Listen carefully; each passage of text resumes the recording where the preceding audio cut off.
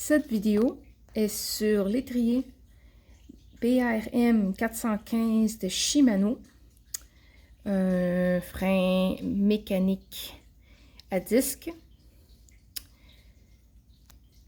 Et celui-là, c'est le frein avant.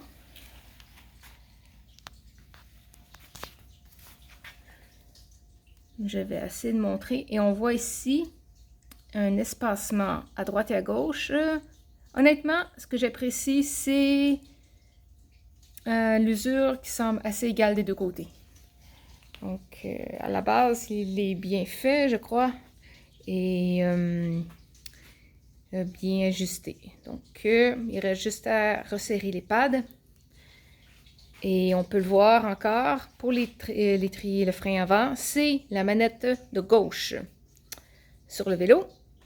Et on voit, c'est vraiment, ça pourrait être vraiment mieux. Je vous montre ça dans un instant. La première chose, c'est toujours de rapprocher le pad intérieur du côté de la roue. Et c'est ici, ce truc au centre qu'il faut tourner. Et ça va être avec une clé Allen numéro 3.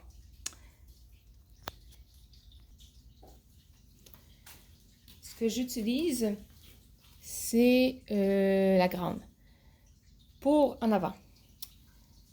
C'est ce que je trouve plus facile pour accéder. On commence toujours par un petit tour, ce qui est intéressant.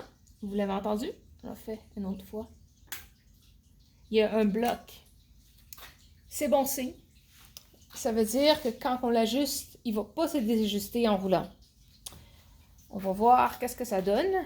Oups. C'est ça, sinon la roue accrochée. On va me reculer ça un petit peu. Non, bon oui. Ça sert à rien de faire aller les pédales, c'est la roue avant.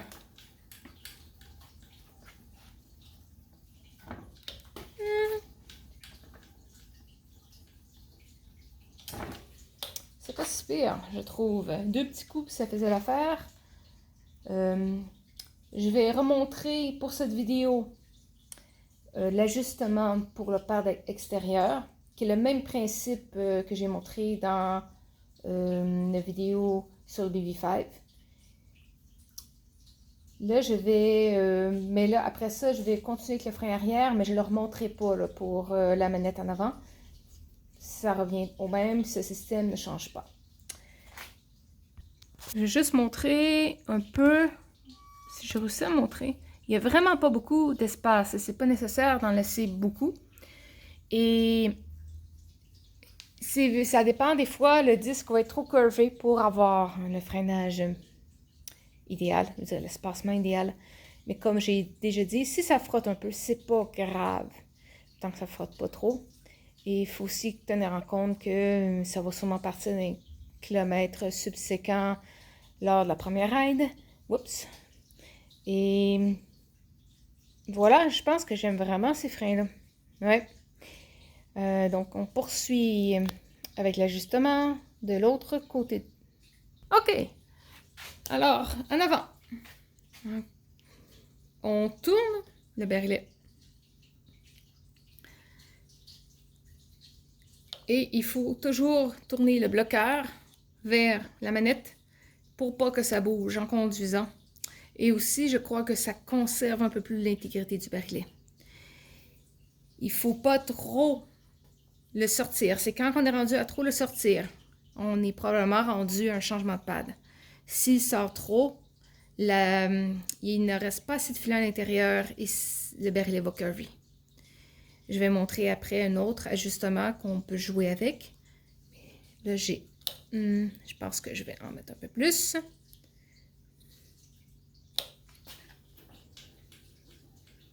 Oh yes, on peut encore en mettre plus.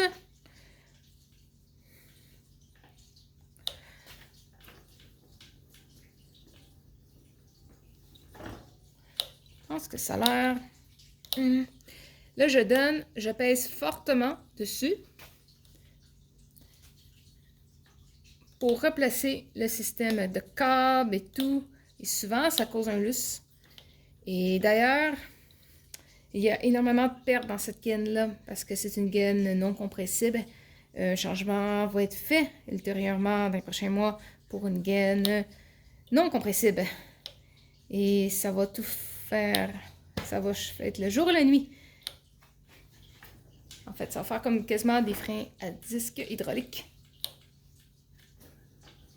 Je peux-tu en mettre un peu plus? Je sais que ça fait une manette un peu Tide, mais nos freins sont tellement importants. Bon. Et d'ailleurs, ce petit ajustement-là, si en route, il y a vraiment une diminution de freinage parce qu'il y a un ajustement qui n'a pas été fait à temps, vous pouvez toujours jouer sur ça. Hein? Ça ne touche pas le pad intérieur, mais ça peut quand même aider. Là. Donc, pause. OK. Ce type de frein aussi a un ajustement au niveau de l'étrier pour le pad extérieur. En fait, c'est ici.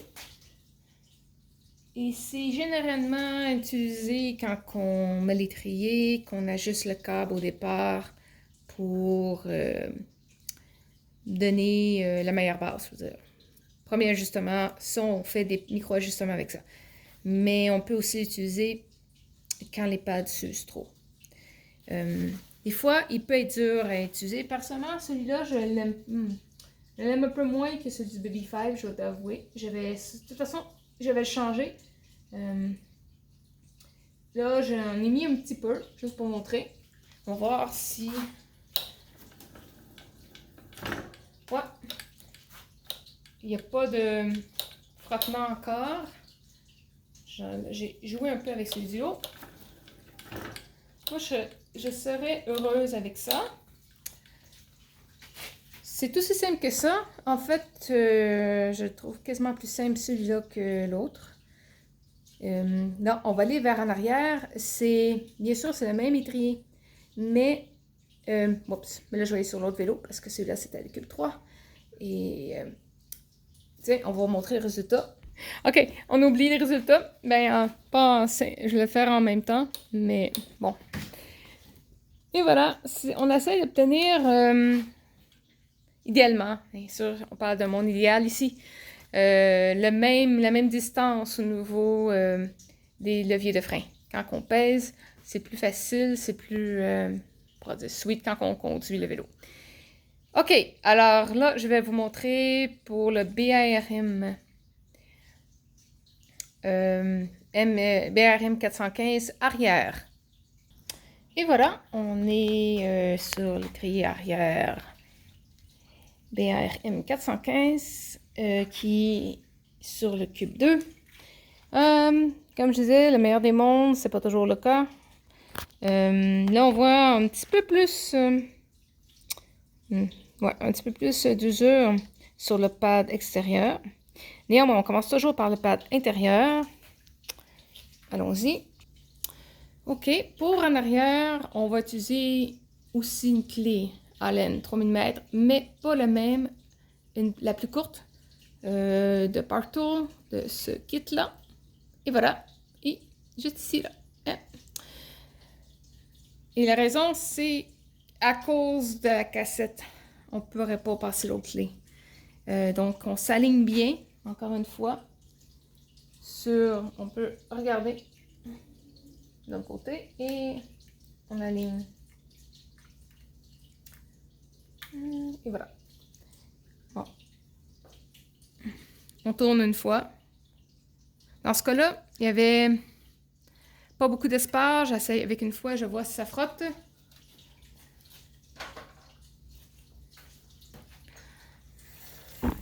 Et voilà, ça frotte. Déjà. Alors, on n'avait même pas besoin de le bouger, celui-là. Et il y a une raison pour ça. En passant, c'est à un seul piston. Hein.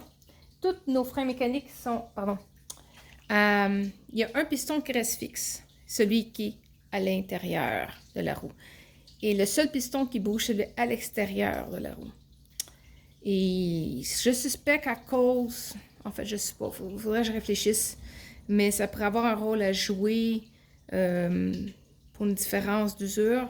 Faudrait que je pense pourquoi que quand même ça s'use plus à l'extérieur. Oh. Alors, je lousse. Il n'y avait vraiment pas besoin d'être serré.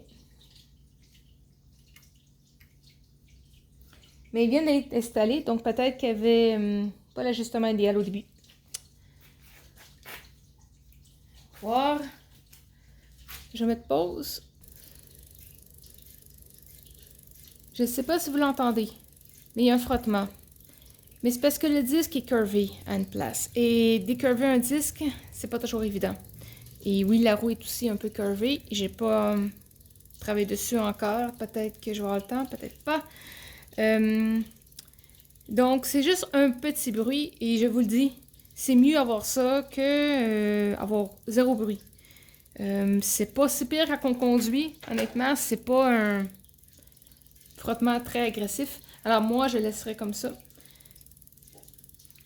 Et oui, je vais devoir travailler sur le disque, mais des fois, c'est vraiment plus long que ça a l'air. Et j'attends l'outil qui va accélérer la chose. Là, je m'en vais vers le pad extérieur. Je vais commencer par en avant. Pour celui-là, il est vraiment, vraiment jammé dans la gadoue. Non, peut-être pas. Il est vraiment curvé. Et quand je vais repasser la gaine, je vais faire un système différent. Parce que là, c'est quasiment impossible d'utiliser cette vis-là. Ça va faire curver, plier quelque chose. Honnêtement, je pense que la prochaine fois, la gaine va passer par en dessous. Je vais voir. Là, je vais juste utiliser en avant, mais ça fait en sorte que le barillet va arriver plus vite à une position qu'on aime moins, comme je l'ai dit plus tôt. Aussi, si. Mais là, je pense pas que dans le temps de mon absence, ça va arriver, mais si la vis est vraiment trop loin, vous pouvez toujours tricher. Tricher, ça veut dire vous remettez ça à zéro et vous tirez le câble ici. Mais celui en arrière, il est vraiment touchy, que je me lancerai pas là-dedans. Il n'y a pas beaucoup d'espace, c'est quelque chose. Okay? Donc, idéalement, ne pas y toucher. Mais toujours moyen de... il y a la méthode sweet, parfaite, mais il y a aussi trouve une solution. Hein? Et voilà.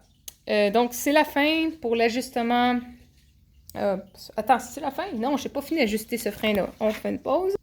Je suis arrivée à un bon ajustement. Je vous montre ça. Il y a un petit frottement. Mais c'est parce que le disque est vraiment... il y a un mouvement. Et je vous dis, il est nœud. Et j'attends l'outil. Et je crois que... à moins que... Ben regarde, maintenant vous savez comment l'ajuster. Si ça vous tanne en conduisant, vous l'enlèverez. Hein? Et là, je pense que plutôt, je me suis mélangée. Je vous ai montré la manette. J'espère que vous vous dites, ah, qu'est-ce qu'elle fait là? J'ai montré sur la manette de gauche.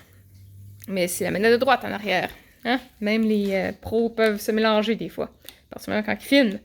Donc ça fait un bon... Ouais, moi je suis contente de ce freinage-là. Je vais finir l'ajustement du vélo. Si je trouve que le bruit m'écoeure trop, je vais peut-être décurver le disque. Donc, ouais, c'est tout. Bonne route et bonne mécanique.